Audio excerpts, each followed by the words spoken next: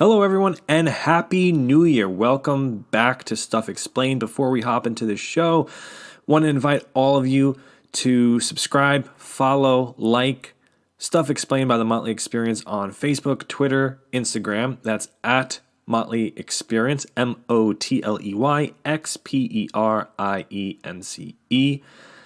Make sure also it'd be a great favor to me if you could head on over to Apple Podcasts and leave a 5-star review if you so find that you enjoy this podcast. And again, make sure you put those stars, leave that review, put some comments in there. It really helps get this podcast shown on charts and so on and so forth. And again, going back to the social media, come on and engage. Use the hashtag Stuff Explained when tweeting at Motley Experience or in any conversation to reference past shows, this show, your ideas on it, your own personal history and context of whatever we're talking about. Would really love to build a community around the ideas, the histories, the facts, the concepts that are discussed on this show. Would really, really appreciate that. All right, and with that housekeeping being taken care of, let's hop into the show.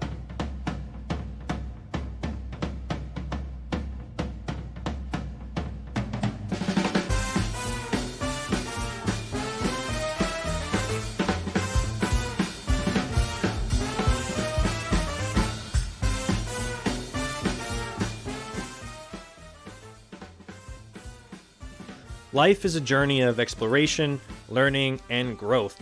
Basically, the world is full of fascinating stuff.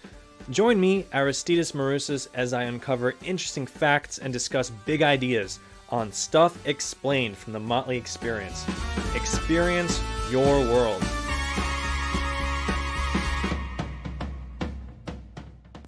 So lots of people's New Year's resolutions happen to be involved with wellness and health. And a few of these episodes, a lot of the big idea episodes, for example, have sort of been in that sphere, in that kind of topic of wellness and well-being. And I want the first show of the new year to kind of go back to that. And so what I'd like to discuss is aromatherapy and explain what aromatherapy is for those of you who don't know, and perhaps give a bit more history and sort of the background as to how it actually works to those of you who have heard of it before. It's something that I use personally and have found to be really helpful in general well-being, and because of that, I think it's something that is worth sharing and talking about. So, Stuff Explained, episode 22 is all about aromatherapy.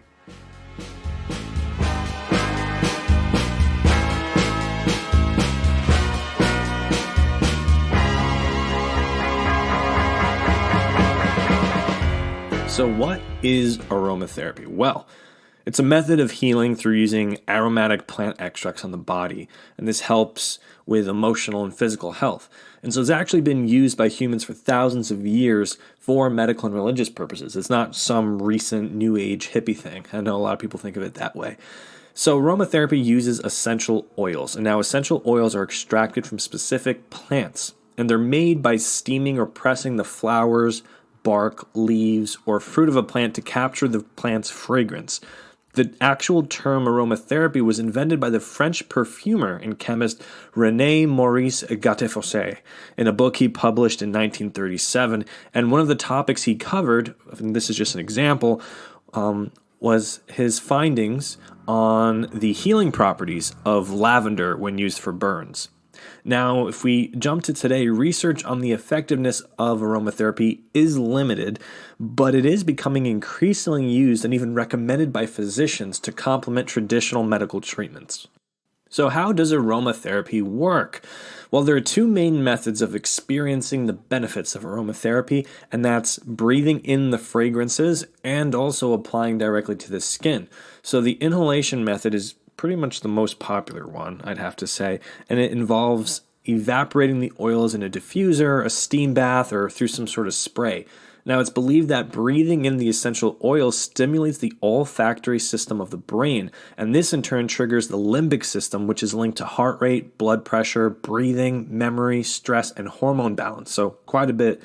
And the different smells essentially trigger different chemical releases in the brain, which allow the body to heal and soothe itself. Now, when diffusing essential oils, it is recommended to do so for only 20 minutes at a time. Otherwise, the scent gets too strong and you're exposing yourself for too long, and that can lead to headaches or nausea. So, with the inhalation method, you're basically using those fragrance molecules to stimulate your brain to release its own compounds. And so, you're basically sort of encouraging your body to heal itself more. Now, applying essential oils topically through massage oils and skincare products is thought to allow the oil particles to be absorbed through the skin. Massaging the oils can help boost circulation and absorption in that particular area. Parts of the body with more sweat glands and hair follicles are believed to allow more effective absorption. Now, there's this theory that massaging oils into the skin triggers thermal receptors, and that helps to destroy fungi, bacteria, and viruses. Now, it's important to note that when applying to the skin, essential oils should be diluted with carrier oils first to avoid an allergic reaction to whatever part of the skin you're applying it to. So why go through all of this trouble? What are the actual benefits of aromatherapy? Well, aromatherapy has the potential to treat quite a slew of conditions. Here are a few: asthma, insomnia, fatigue, depression, inflammation, menstrual issues, arthritis, and menopause. Oils from certain plants can help manage pain, improve quality of sleep, soothe sore joints and muscles, treat headaches and migraines, alleviate some side effects of chemotherapy, fight bacteria, viruses, and fungi, improve digestion and circulation, boost immunity, and help to reduce stress, agitation, and anxiety. That's quite a bit. So basically, aromatherapy doesn't really provide cures, but it can help to varying degrees in lessening discomfort and aiding the healing process. So it's more of a quality of life kind of thing. And now, please remember that aromatherapy is supposed to be complementary. I mentioned this earlier, and it's not meant to replace conventional doctor-approved treatments.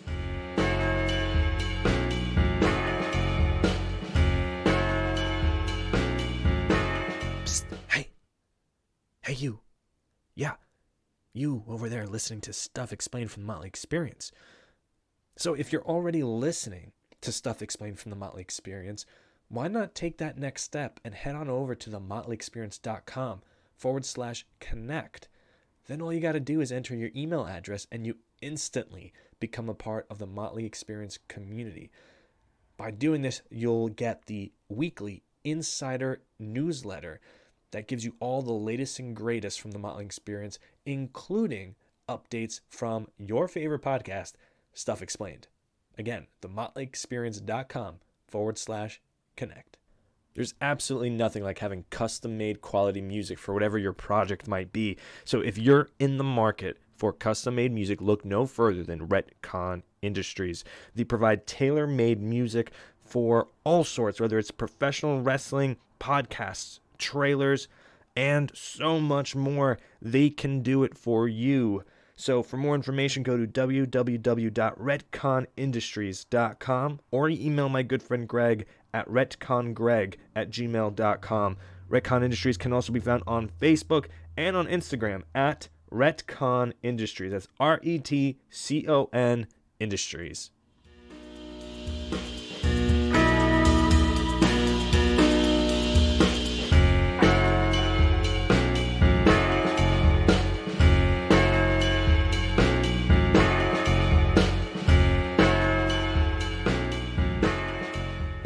Now, there are some side effects to look out for.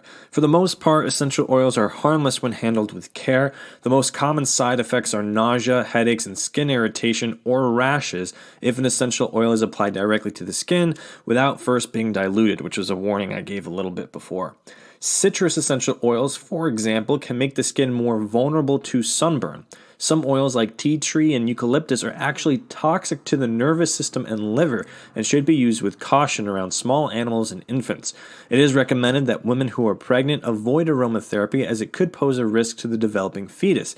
If you have a skin condition, high blood pressure, or take any prescribed medication, it is best to consult with your doctor before doing aromatherapy.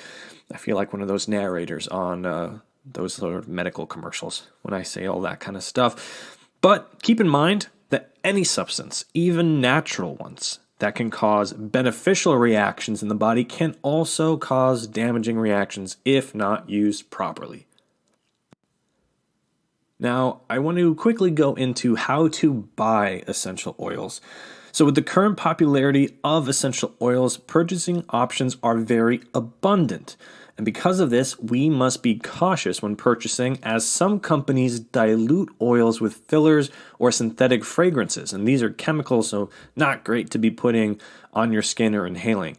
The best essential oils are 100% pure and organic, so you want to look for labels that say therapeutic grade or steam distilled. The more research you do, the better. There's no official grading system provided by the US government. The FDA doesn't overlook any of this stuff. So look at the labels for the Latin name of the plants, purity, other potential ingredients, and the country the plant was grown in. Also do some homework online to make sure that the company itself that is selling the essential oils is reputable. The container should be dark and made of glass to protect the quality of the essential oil within. Price is another good clue as to the quality of the product. So essential oils should be priced differently due to the harvesting and production needs of each plant.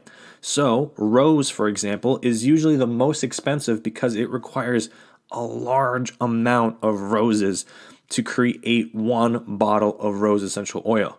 But on the other hand, something like orange or lemon essential oil should be much less expensive because the production isn't as intensive. So I want to give some examples. So here are 10 essential oils and their specific benefits.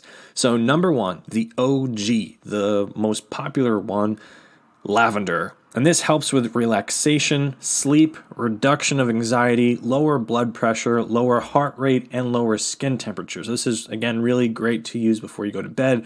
That's what I use it for. I've also used essential oils in soap making, and lavender is one of the main ingredients that I've used in that. Second is clary sage, and this helps with lowering blood pressure and breathing rates, as well as helping with memory and attention. Number 3 is super popular as well, and that's peppermint. This helps with alertness, memory, reduction of fatigue, even reduction of chocolate cravings. I personally like peppermint when I'm trying to concentrate on work or, in the morning or something along those lines when you really want that bit of pep in your step. Number 4 is orange. This helps decrease anxiety, and there's some studies out there that indicate that it may help with PTSD. Another one is rosemary, and this helps improve speed and accuracy of mental tasks, helps refresh and mentally stimulate, it gives you an energy boost, and it's a fatigue reduction. So think of it as just an all-around brain booster. Next is cinnamon. This helps improve concentration and reduces frustration. 7 is lemon. This is another personal favorite of mine. It enhances mood, eases anxiety, and stress. So the citrus in lemon reminds people of sort of that clean, that cleanliness. And so a lot of people use lemon when they're, cleaning, or they want a freshness around their room or wherever they're applying it. Number 8 is another great one. I like this one a lot too. Eucalyptus. It helps reduce congestion. If you think of Vicks Vapor Rub, it's essentially either there's a eucalyptus in there or it's mimicking eucalyptus. I'm not exactly sure. But it essentially has the same effect. If you've ever been really clogged up, adding a bit of eucalyptus to a hot bowl and sort of putting a towel over that really helps clear things up. So again, helps reduce congestion. It also helps improve mental clarity and soothes headaches. Another one is bergamot, and this helps boost mood and reduce stress. And then there's lemongrass, and this reduces anxiety and tension, and it also acts as an insect repellent, and that's good to know, especially around the summertime. Just some other notable oils include tea tree oil, which was used a lot in the olden days to treat different ailments. Never sure how to pronounce this one. Lang Lang, and sandalwood. So that is our show for this week. I hope this gave you a good insight into aromatherapy. Consider this an Aromatherapy 101 class. So we talked about, in brief, sort of the origins of it, what it is, what are essential oils, the benefits, the risks, and just a few examples of how to buy essential oils, what to look out for, and of course, more examples of specific essential oils and their benefits. So again, just to round up, aromatherapy is using essential oils, which are extracts from plants, to help in our physical and mental well-being and wellness. It's just a quality of life improver. Really, at the end of the day, what they do is it helps essentially get our own body to work to heal itself more. So it's maybe not necessarily anything that these specific chemical compounds in the fragrances are doing. It's just what they are making our brain do when it's exposed to them, which is pretty interesting when you think about it, that really the benefits are coming from our own body. It's not like a medicine that's, adding stuff to us. It's just triggering our own natural bodily responses. So I think the whole concept of it is pretty cool. And even if you don't like that, at the end of the day, it never hurts to have some, nice smells around the house. So thank you very much for listening. Until next week.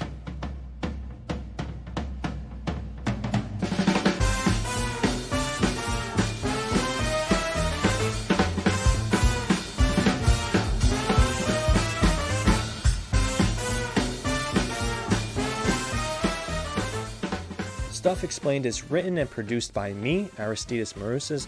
Music is produced by the talented Greg Massey of Retcon Industries. Visit themotleyexperience.com for more thoughtful original content, and you can also find links to the sources used for each episode of Stuff Explained. Like us on Facebook at The Motley Experience, follow us on Twitter and Instagram at Motley Experience, and use the hashtag Stuff Explained. If you like this episode, leave a review, subscribe, and share with a friend. Thank you for listening.